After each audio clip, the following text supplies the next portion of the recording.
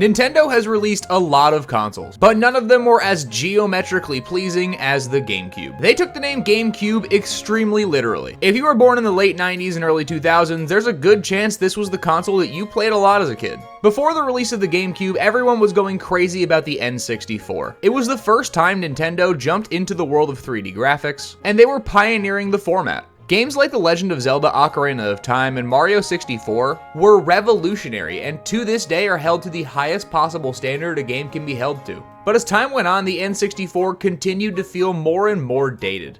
Imagine having a console where games still came out on a cartridge. Yes, Mr. Nintendo?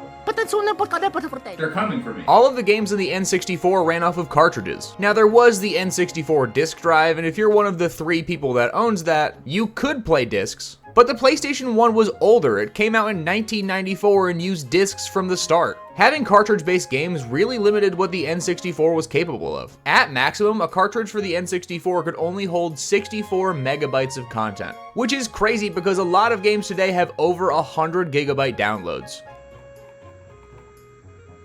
Straw Hat, what are you playing? Call of Duty. Why?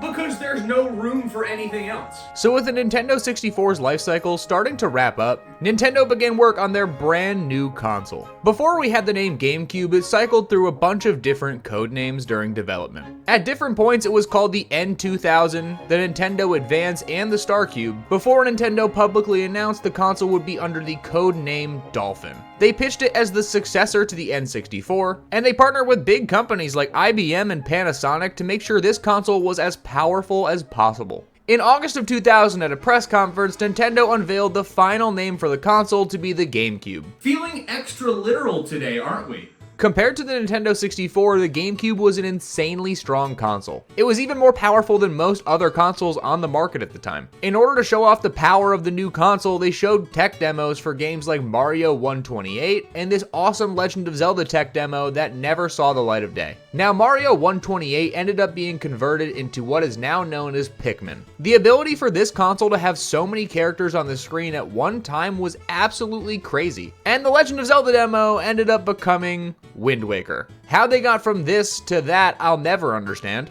But we ended up getting Wind Waker, so who's gonna complain? During this time, they also announced it would be switching away from cartridge-based games, opting to join the 21st century and convert to using discs. But in classic Nintendo fashion, they weren't gonna do it in a way that anyone expected. Instead of using a standard DVD, Nintendo opted to use a proprietary 1.5 gigabyte mini DVD, which was unique to the console and much cuter, but also created a lot of issues down the line. Now, they did this to minimize piracy. It's pretty hard to resell fake games if you can't get the disc to put it on. On a PlayStation 2, you could get up to 8.5 gigabytes on one DVD, where the GameCube capped out at a solid 1.5 gigabytes. And I'm no mathematician, but I feel like PlayStation's was a lot bigger. I thought size didn't matter. Nintendo did an incredible job positioning the GameCube to be a natural successor to the N64. Part of what everyone loved about the N64 is how easy it was to sit down on the couch and play with friends. Nintendo's always been known for their couch co-op experiences, and everyone was hoping Nintendo would keep that energy with their next console. And just like on the N64, it offered 4 separate controller ports to make couch co-op just as accessible as ever. Now, beyond the power upgrade from the N64 to the GameCube, the biggest quality of life improvement we got was the new GameCube controller. The GameCube controller is to this day my favorite controller of all time. There's something about it that feels so incredibly natural,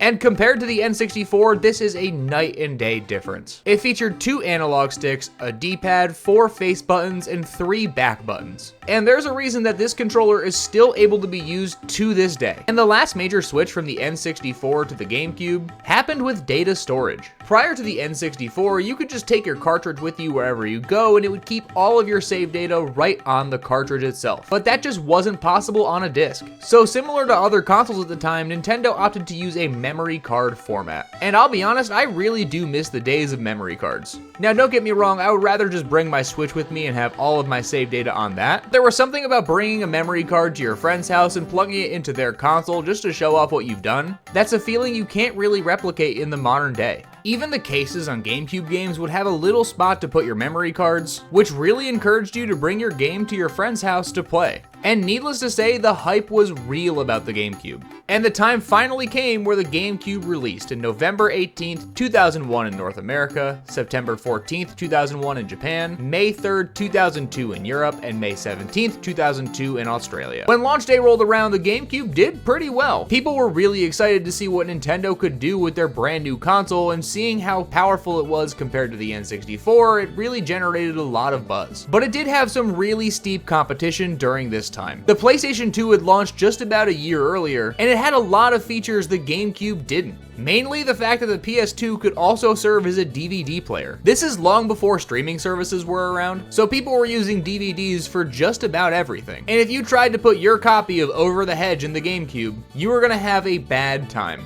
And this doesn't even include the Dreamcast, which had been out for a while, and the original Xbox, which was releasing just about the same time. But even compared to all the competition, Nintendo always has one trick up its sleeve, and that's the incredible lineup of first-party titles. The GameCube had a pretty solid selection of launch day titles. The big three being Luigi's Mansion, Wave Race, and Super Monkey Ball. Luigi's Mansion is one of the best games on the GameCube. It showcased how strong this console was compared to the N64, and it offered a very fresh take on the Mario universe, but this time it starred his cowardly brother. You get to play Ghostbusters, but as Luigi, and it was a game that was chock full of solid comedic moments, and an interesting gameplay loop that kept people engaged the entire time they were playing. Now, up until this point, this was the first Nintendo console to release, besides the Famicom, to not include a launch day Mario title. Now, technically, Luigi's Mansion is a Mario title, but it wasn't something like Super Mario World or Super Mario 64 that had Mario as the starring character. And I think that was a really bold move by Nintendo. Nintendo has always been synonymous with Mario. He is their mascot. It doesn't matter what kind of game it is, if Mario's on the title, it's going to do incredibly well. So for Nintendo to opt to put Luigi as the headliner for this console was an interesting idea. People look back at Luigi's Mansion as an incredible time. It fairly recently got a brand new title and a port of one of its games over to a home console. There was also Wave Race, which is one of those Nintendo IPs that I think most people have forgotten about. Wave Race is a simple jet ski racing game. I have played this game probably more than the average person, and I still don't really understand its appeal. Similar to Luigi's Mansion, it was made so it could showcase how good this console looked. But as far as games go, it's just a simple racing game.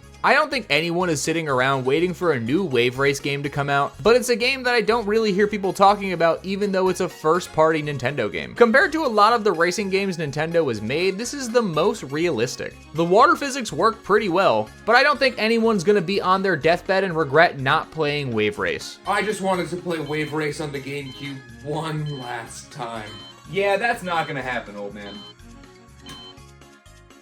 And the last new launch title for the GameCube was Super Monkey Ball. This is one of the most addictive game series I've ever played. It is deceptively simple, but so much fun. Your goal is to guide the monkey to the finish line of whatever stage you're on, all while collecting bananas. And this is one of those games that I can't recommend to anyone enough. It's the perfect example of a good game. The thing that keeps this game afloat is the fact that its gameplay is absolutely incredible. It's simple but addicting, and the more you play it, the less you want to put it down. It's not a game that's going to pull at your heartstrings with an engaging story, but if you want something that is endlessly replayable, this is a perfect game, and it was a perfect launch title for the GameCube. Now, there were some other launch titles like Tony Hawk Pro Skater 3, which is just a Tony Hawk Pro Skater game. This wasn't a Nintendo exclusive, but it was a Tony Hawk Pro Skater game. It was a really good time with an incredible soundtrack, and there's a reason these games are considered absolute classics. There was also Crazy Taxi, which is a game that has a huge cult following that I personally don't understand.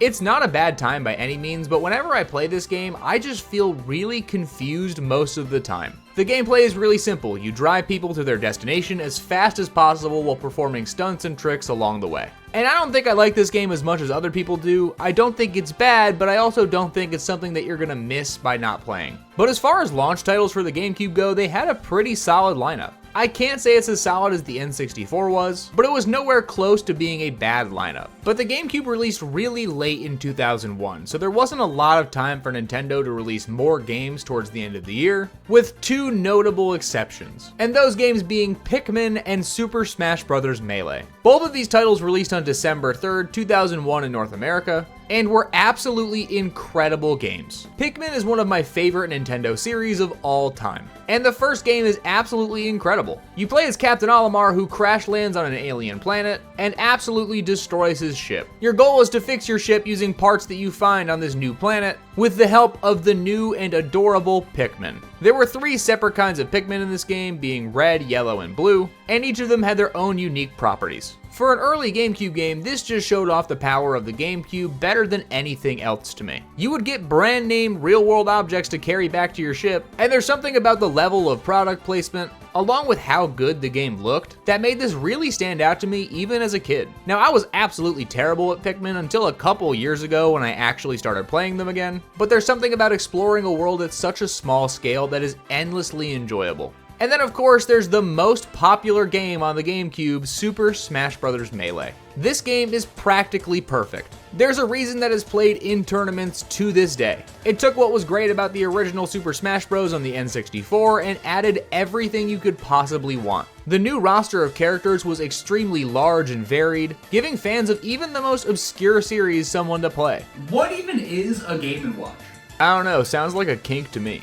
Ew. The goal of Smash Bros. From inception was never to be a competitive fighting game, but somehow they made one of the best competitive fighting games of all time. Now, a lot of the reasons that Melee is as competitive as it is because of people exploiting features in the game. Stuff like wave dashes weren't implemented into the game intentionally, but based off the physics of the game, it allowed for it. And with the success of Super Smash Bros. Melee specifically, we've seen a renaissance of different games trying to replicate its signature feel. You have some that do a really good job, like Rivals of Aether. Now that's not a sponsor, unless Daddy Ludwig decides. And some not as good ones like Nickelodeon All-Star Brawl. But without Super Smash Bros. Melee, I don't think the series would be nearly as popular as it is today, and there's a reason that it was the best-selling GameCube game by a pretty large margin. The fact that this came out so shortly after release of the console, I think really helped the GameCube's long-term success, making 2001 an incredible year to be a Nintendo fan, which led us right into 2002, where there were a lot of good games that came out this year. The first major release was in February with Sonic Adventure 2 Battle. Now, Sonic Adventure is one of those series that I will always love. It was my first 3D Sonic game, and one of the games I think I played the most on the GameCube. The transition into the 3D environment was different from series to series, and Sonic had a pretty weird go of it. When your series is based off the principle of going as fast as you possibly can, it may not translate as well on a 3D environment. And Sonic definitely struggled with that quite a bit here, because this is not a very fast Sonic game that fans had come to know and love. But it did introduce a lot of things that had become extremely popular in the Sonic series, mainly Shadow the Hedgehog, Sonic's angsty black and red counterpart that has become one of the most iconic Sonic characters in the entire series. But Sonic Adventure 2 Battle had a lot of things that made it really stand out. It had 2 separate story modes you could play through, one from the perspective of Sonic and the other from Shadow, and one of the best soundtracks in a Sonic game. It's a game that I recommend all Sonic fans check out at least once in their life. In March, we had the release of Resident Evil, a series that I've come to love over the years. I can't say this game is the best in the series, because gameplay-wise, it didn't really age all that well with some really ridiculous camera angles. But as a young straw-hatted boy, I was absolutely terrified of even touching this game, let alone putting it in my console. Now, I have an older brother, so this game was not bought for me, but as a devious child, I had to break the rules at some point, and one of the times I did was trying this game. And I couldn't sleep for a very, very long time after playing this. For an early GameCube game, the graphics look great, but I really have a hard time playing this game just because of how it's formatted. But if you're a fan of horror games, there's a reason that Resident Evil is one of those series that everybody knows. So if you fall into that category, it's worth checking out. The most important game of this year came out in August though, and that was Super Mario Sunshine. Now, I was born at the perfect time to play Super Mario Sunshine as a kid, and I absolutely abused this game for about 3 years straight. There's something about the atmosphere of Isle Delfino and the different worlds you get to explore that is absolutely breathtaking even to this day. Now, this is a 3D Mario game, so at base, it's already gonna be a great game. And even though this isn't my favorite of the 3D Marios, I do really love it. From the moment the game starts, from landing the plane and saving the runway, to meeting Flood and being sent to court, you knew you were in for a Mario experience like no other. And there really hasn't been another 3D Mario that's done anything like Sunshine has. Now, there are some game design choices that make it kind of hard to play this game today, but it's really nothing more than just a learning curve curve, and if you can get past it, you're in for one of the most unique Mario experiences you'll ever play. It's one of my favorite GameCube games, and I'll absolutely recommend this to anybody who can get their hands on it, even if that's a pretty difficult task nowadays. Your only option is to find an authentic copy for the GameCube, or to buy a secondhand copy of 3D All-Stars if you don't have it already. But if you're able to get your hands on it, I absolutely recommend it. A few weeks later in September, we got a brand new Star Fox game with Star Fox Adventures. Now this is a game I didn't play until somewhat recently, and it is certainly a game. Now when you think of Star Fox, I don't think a lot of people think about this game. I don't know what Nintendo and Rare were doing when they were coming up with ideas for a new Star Fox game, but I really want to know how they ended up on the idea of Fox and his crew landing on a dinosaur planet. Now this game was 2 games that ended up being put into one, but that doesn't excuse them besmirching the Star Fox name. People like me love Star Fox for the 3D outer space combat, not for fighting dinosaurs. Now I did have a lot of pent up rage towards the Land Before Time dinosaurs that I could get out here. Looking at Peachtree just makes me upset, but this was not the Star Fox game that I wanted. But somehow, through some miracle, I still really enjoy this game. This was the last game that Rare had made for Nintendo, and they had a solid track record of making games that were absolutely iconic. Things like the Donkey Kong Country series and Banjo-Kazooie are absolute institutions of early Nintendo consoles. But this was a very weird note for Rare to end on. It's a 3D action-adventure game that plays more similarly to a Legend of Zelda game than any Star Fox game. But if you can get past the strangeness that is this game, you're gonna have a good time. A few weeks after, in October, we got Mario Party 4. The GameCube is known for having some of, if not the best, Mario Party games in the entire franchise. I think Mario Party is one of the series that made the jump from the N64 to the GameCube the best. The graphics and mini games are just all incredible, and Mario Party 4 is no exception. Now, board-wise, it's not as creative as a lot of the other Mario Party games we've gotten, with all of the boards having a very similar theme to them. They made the homage to board games very prevalent in this, but it's still one of my favorite Mario Party games in the entire franchise. You can play roulette in this game. I'm putting it all on black and hoping I don't lose my house. Now, this game didn't get that good of reviews, and I don't really understand it. It had 60 pretty solid minigames, and as far as Mario Parties go, it's one of the games that I think is the most slept on. Now, I will say this is probably the worst quality Mario Party game on this console, but as far as it being the first one to make the jump from the N64 to the GameCube, I'm gonna give it a little bit of slack. If you had to pick one Mario Party for the GameCube, I wouldn't recommend this one, but it's fun to check out if you're a fan of the series. A few weeks after Mario Party though, we ended up getting the Sonic Mega Collection.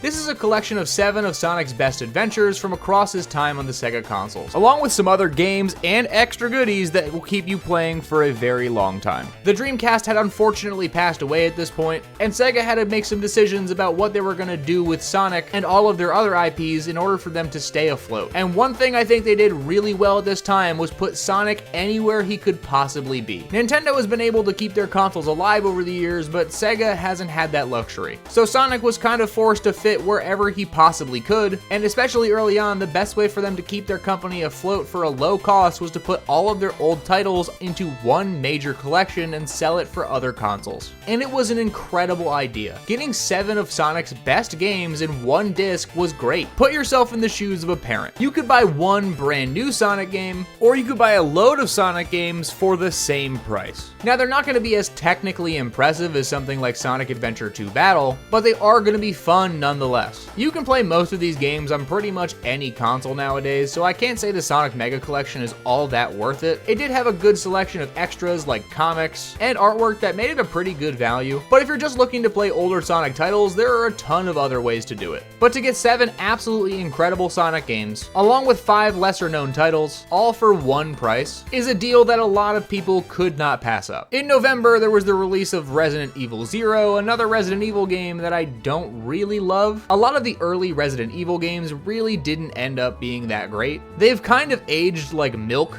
Of course, that's only gameplay-wise. Story-wise, they're all pretty solid. And I can't say that this one is an exception to that either. It's a prequel to the first Resident Evil, but this time you get to play as 2 different characters and switch between them, which I will say feels like a much better system than the original had. But if you're looking for a Resident Evil game to play, there are a lot of modern ones that actually feel like games, where this and the original to me feel absolutely dated. I'm not gonna say don't check it out, but I'm also gonna say be warned that you're going to be playing a game that feels very old. But I think what ended up being the second most important game was also the last game for the year, and that was Metroid Prime. Up until this point, Metroid had always been a series of 2D platformers, but this time it is a full first-person shooter game with all of the fun that a Metroid game has to offer. Now, it just made sense for Nintendo to really throw themselves into the world of first-person shooters that had been absolutely blowing up with games like Halo coming out, and this is one of those games that you will play and absolutely fall in love with. It retained the mysterious and engaging environment of the other Metroid games, with fresh new gameplay mechanics that made even the most seasoned Metroid professionals absolutely fall in love with this series. Metroid is one of those series that Nintendo drip feeds content for, and you only get a new game once every great while. And I'm really happy that with the Switch they've been more likely to put out new games, and in recent years we've gotten some pretty incredible Metroid games. But if you're a fan of FPS games or Metroid games, this is a perfect game for you. The best way to play it is getting the remastered version for the Switch, and I cannot recommend it enough. But 2002 was a great year for the GameCube. It was its first full year on the market, and during that time they released games that have become absolutely iconic to this day. But I think the best year for the GameCube was 2003, and it all started in March with The Legend of Zelda: The Wind Waker. Now, up until this point there were only two other 3D Zelda games, being Ocarina of Time and Majora's Mask. And if you do a side-by-side of those games to this,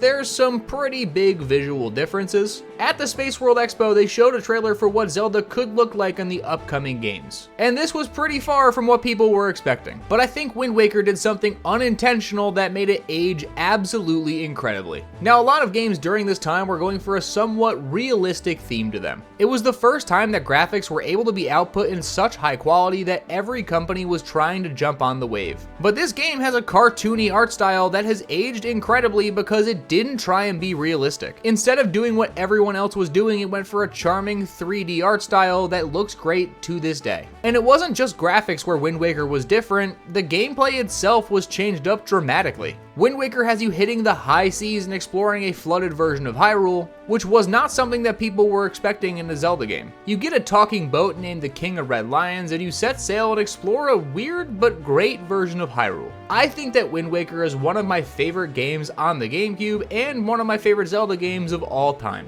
And it's because it did something that dared to be different. It has all of the Zelda charm with dungeons to explore and items to collect, along with something that makes it really feel unique and new. Having a boat that serves as a companion is a really interesting touch. I personally don't know what I would do if my car started talking to me. Crash me!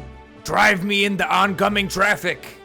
No, I'm not gonna crash you. But Wind Waker is a game that I think everyone should check out and give a try at least once. It has all of the Legend of Zelda flair that people have come to know and love, and it comes together to be a game that I think is worth every second of your time. A few months later in June, we got Sonic Adventure DX Director's Cut, which is an enhanced port of the original Sonic Adventure game that came out for the Dreamcast. Now, I love the Sonic Adventure games, and this is no exception. It has a really cool looking villain with Chaos being a body of water that is absolutely evil, and it comes together to be an incredible 3D Sonic game with loads of different ways to play it. You can play as a bunch of different Sonic characters like Sonic, Tails, and Knuckles, and most importantly, Big the Cat, which instantly makes this game a classic. I really want them to make a new Sonic Adventure game, or at least give these an HD remaster that they deserve. There are a lot of things in these games that don't age super well. It was the first Sonic game where you get to play as a load of different Sonic characters and get to experience a story from their perspective. And overall, if you're a fan of Sonic games, the Sonic Adventure series is something that I think Sega should really go back to, because they didn't focus on going fast as much. They mostly focused on letting you play as a load of different Sonic characters, and I love that. But if you are itching for a game that lets you go fast, FZero GX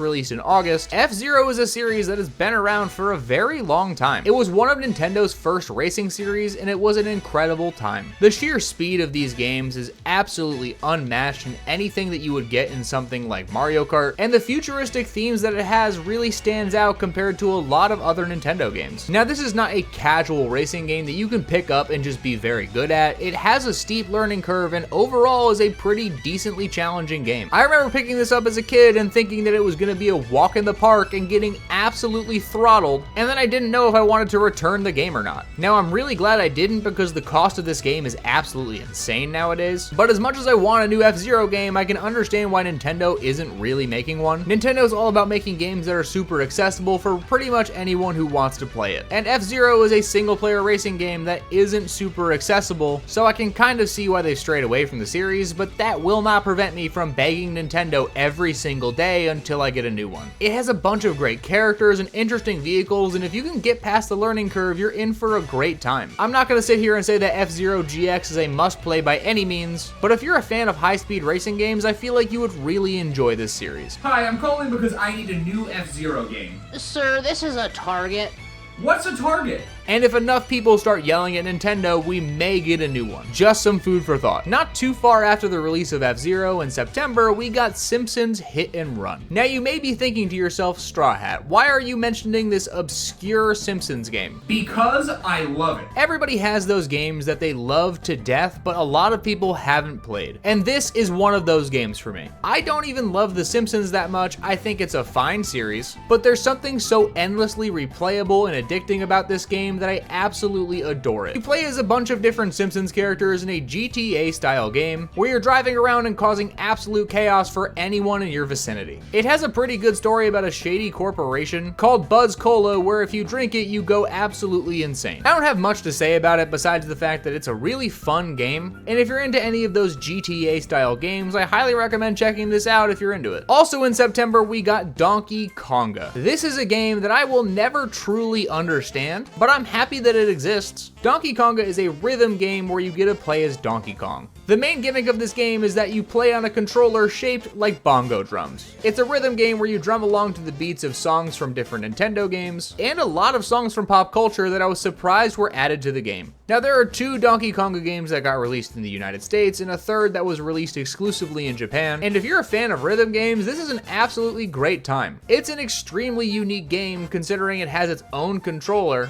and I'm not gonna sit here and say it's the best rhythm game ever made, but I will say that if you're a fan of rhythm games, this is one that I've played more than a lot of others. If you're in the market for a very obscure Nintendo game, this is a great one to try out. A few weeks later in October, we got the release of Kirby Airride, which is one of the most underappreciated games on the entire console. Kirby Airride is a Kirby racing game where you play as Kirby and a couple other characters from the series in 3 different modes that are all incredibly fun. You have your Air Ride mode, which is a standard race. You have your Top Ride mode, which is a top-down view race. And you have the famous City Trial, which is a battle royale mode where you try and boost your character to the absolute max before competing in a challenge. Kirby Airride is a deceptively simple game. It utilizes a 1-button control scheme, which means beyond steering, you only have to push 1 button in order to play. There are a load of different air ride machines that you can use throughout the game, which will all control a little bit differently, but it is an extremely accessible racing game that is so much fun. If I was to have a wish list from Nintendo, it would be to give me free games for life and to give me a sequel to Kirby Airride. If you're a fan of racing games or Kirby in general, I highly recommend checking this out, and please do me and the world a favor and pester Nintendo until they finally give us a new game. But I think the most important month for the GameCube came down to November, where there were 3 back-to-back games that all launched this month in North America that were all absolutely incredible. It started with Mario Party 5, one of the best Mario Party games on the console. Unlike Mario Party 4, this had very in-depth and themed boards. It kept all of the fundamental gameplay mechanics you'd expect in a Mario Party game, where characters roll dice and take turns to move about the board to buy stars. There were 77 different mini-games, and most of them were insanely fun. It featured the stars from the first Paper Mario game, which was an interesting choice to me, because up until this point we hadn't had a new Paper Mario game on the console, but they threw these stars from that game into the second Mario Party that we got. They expanded the amount of playable characters to include some great ones, like Boo, Toad, and Koopa Kid all being available for the first time, along with having a selection of incredible stages, and a few gameplay changes that make this a great time regardless if you're a Mario Party fan or not. If you were a fan of the original Mario Party games, they added enough to this one to make it really stand out from the rest, all while retaining that Mario Party experience that people would come to know and love. A week later, we got Mario Kart Double Dash, one of the fan favorite Mario Kart games and probably the most unique that we're ever going to get. This Mario Kart took everything that was great about the rest of the Mario Kart games and added the ability to share 2 characters on one kart. It had a much larger selection of characters than any Mario Kart game we had prior, along with the ability to pick your own kart and some of the best tracks in the series to date. Double Dash is the most unique Mario Kart game we've ever gotten. In no other Mario Kart game can you and a friend share one kart together and tag out back and forth between who's driving while actively on the roadway. Now, I won't say that this game promotes the safest driving habits, because I think 9 out of 10 dentists would recommend that you pull over if you're gonna switch who's driving. While in Double Dash, you can just change while on the roadway. Hey, can you drive? Yeah, sure.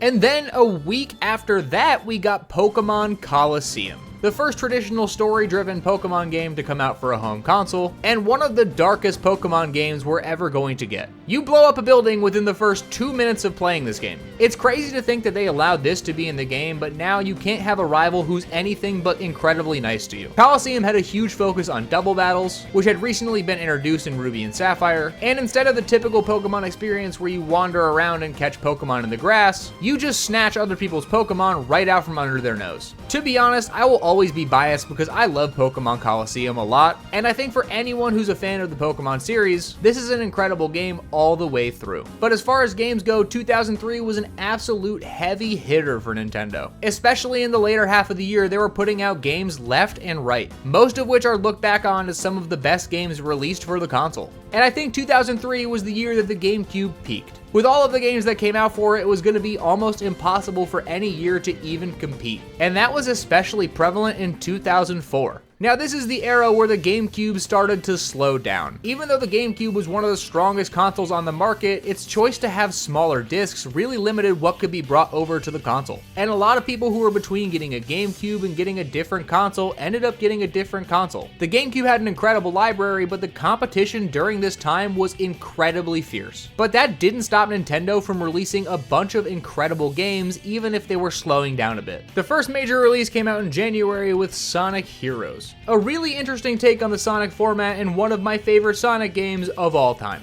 In Sonic Heroes, you weren't just playing as Sonic. You were playing as 4 separate groups of 3 characters, where you would play as 3 characters at a time to navigate these levels. The new team-based mechanic was an interesting idea. It allowed you to navigate worlds in a far different way than you'd be used to. There were 4 different stories that you would play through, and all of them had their own benefits. Of course, you can play as Big the Cat in this game, so that's going to make it an absolute banger. From inception, Sonic Heroes was a game that dared to be different. It was a great 3D Sonic game, and though it struggled in some areas during level design to fully make use of the team mechanics they were building, it's a game that I still enjoy to this day, even if it has some issues. It had an incredible soundtrack, some great sections with all of the different teams, and I do recommend playing this game if you get the chance. In August, we got a sequel to the first Pikmin game with Pikmin 2. Again, you play as Olimar, but this time you're just trying to make a profit. So you go back to the Pikmin planet in order to collect as many resources as you possibly can. And I go back and forth a lot between what my favorite Pikmin games are, but it's either this or Pikmin 3.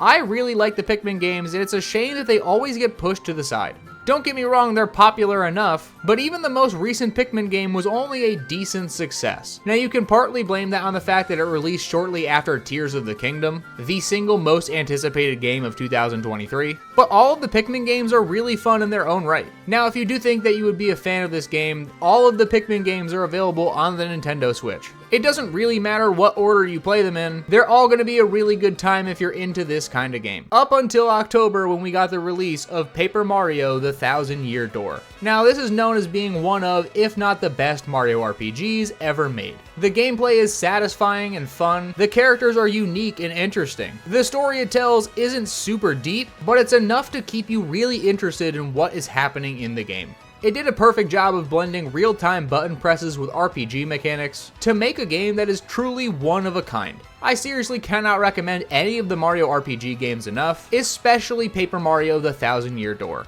For a while, this game was hard to come by and very expensive, but now that it's available on the Switch, pretty much anyone can pick this game up and have a great time playing it. And the majority of the people who have played this game will recommend it just as much as I do.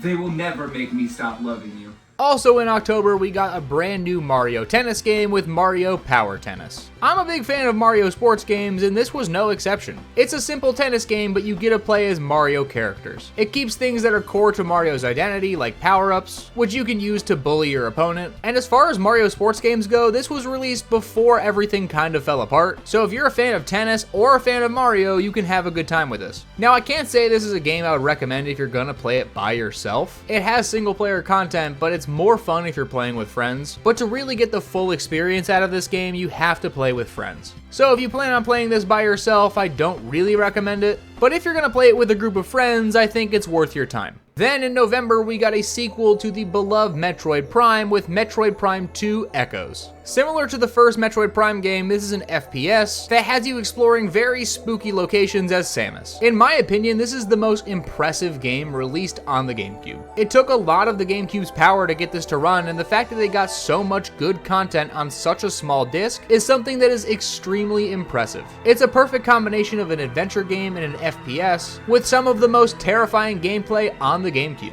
The best part about it was the multiplayer mode, which allowed you to have a deathmatch with friends, but I feel like especially at the time, this game got swept under the rug because Halo 2 released right before it. So even if it was Nintendo's best first-person shooter game, there was no way this was going to compete with Halo 2. But I do recommend checking this out because it is a great time to this day. And it's a shame we haven't gotten this ported over to the Switch yet, because I feel like after all this time, it would do absolute numbers. But in my opinion, the most important game to come out for this year was also the last one with Mario Party 6. This was the best Mario Party game on this console, and in my opinion, the best Mario Party game of all time. It had everything that was great about the other Mario Party games, with a load of new content, some of the best mini games in the entire series, and a great new day and night cycle that really made this the most dynamic entry in the entire series. Mario Party 6 had a perfect blend of party game mechanics and absolute nonsense that will keep you wanting to fist fight your friends for the next 10 years. But if I was gonna recommend one Mario Party game on the GameCube, it would absolutely be this title.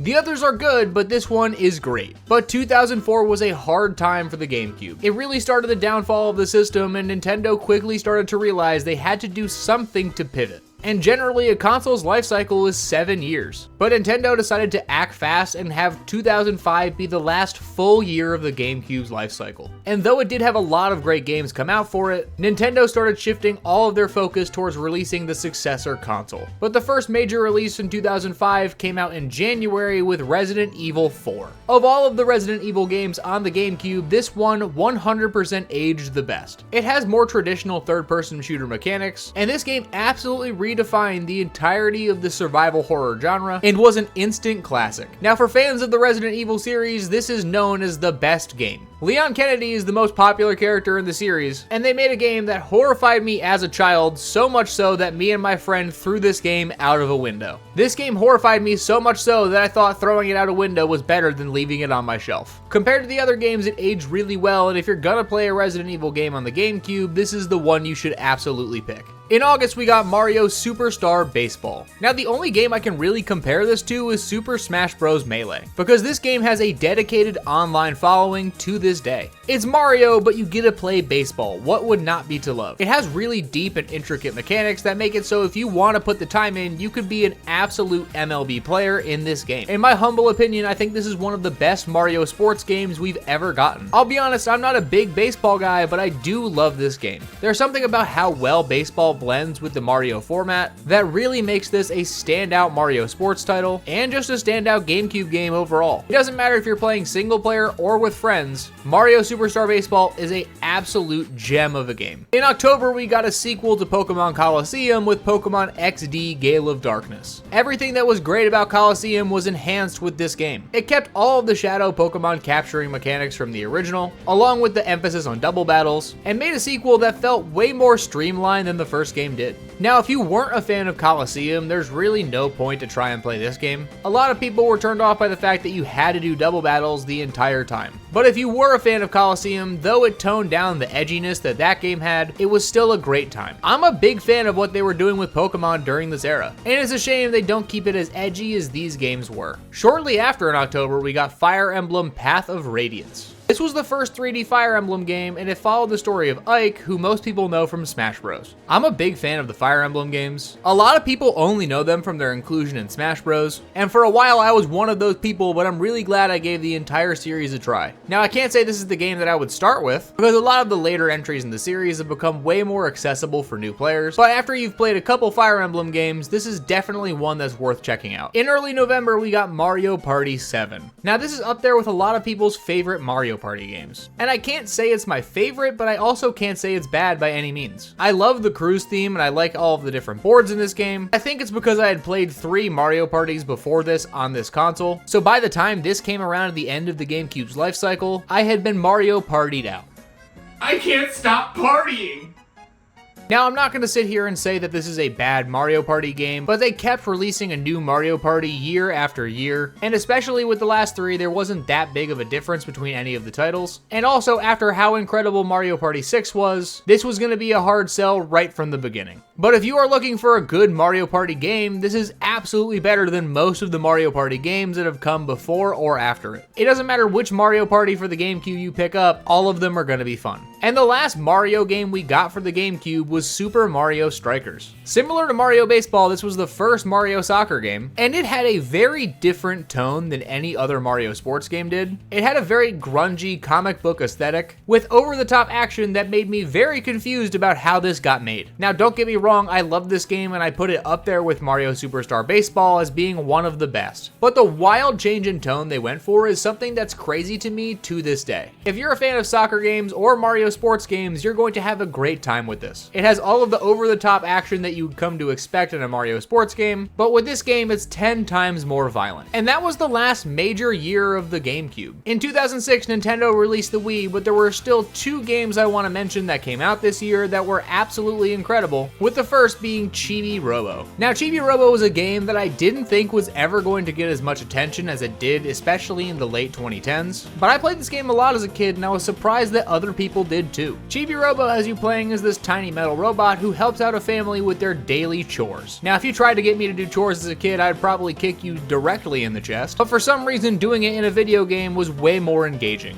I remember going to a local video game rental store and taking this out for weeks on end. Now, looking back, this game isn't incredible, but even though it wasn't incredible, I would still do heinous things for a sequel. Now, I'm aware we got a 3DS sequel that was just entirely different, but I don't believe that game actually exists. Similar to Animal Crossing, it's a game that's extremely comforting and super easy to play. So if you can find a way to play this without having to sell both your kidneys, I recommend giving it a try. But the last important game that came out for the GameCube was Legend of Zelda Twilight Princess. Wind Waker was an incredible game, don't get me wrong, but especially at the time, a lot of people didn't love it and wanted to get an authentic Zelda experience on the GameCube. Something more similar to Ocarina of Time and Majora's Mask. The major complaints about Wind Waker is that it deviated a little too far from the Zelda formula, and the cartoon-like art style was not engaging for fans of the series. So as petty as Nintendo is, they made a Zelda game that was as dark, gritty, and realistic as possible. Now, I personally prefer Wind Waker over Twilight Princess, but it's a very close race. Twilight Princess has an extremely dark and mature theme to it, and it follows Link's journey through the Kingdom of Hyrule as he battles the encroaching darkness and the Twilight Realm. Now, this came out for the GameCube after it already had launched on the Wii, but I had first played this on the GameCube, and honestly, I think I prefer the GameCube version over the Wii version. And up until Breath of the Wild released, it was the best-selling Zelda game of all time. If you're a fan of Zelda games, you're going to like this game. This is very much a game where I think anyone can pick it up and have a good time, even if it is on the darker side of anything Nintendo's made. But this was the last first-party title that Nintendo released for the GameCube. Luckily, most versions of the Wii were backwards compatible with all GameCube games, so if you ended up upgrading, you could play all of your favorite games on that console, but it was a shame that the GameCube didn't have the most successful run that a Nintendo console could. A lot of people look back on the GameCube as one of the best times to be a Nintendo fan. They released so many games for this console that have become absolute classics, and it really cemented Nintendo standing today. If it weren't for the GameCube, we wouldn't have had incredible series like Metroid Prime, Pikmin, and Animal Crossing. And honestly, I play my GameCube way more than most consoles I own. What was your favorite GameCube game?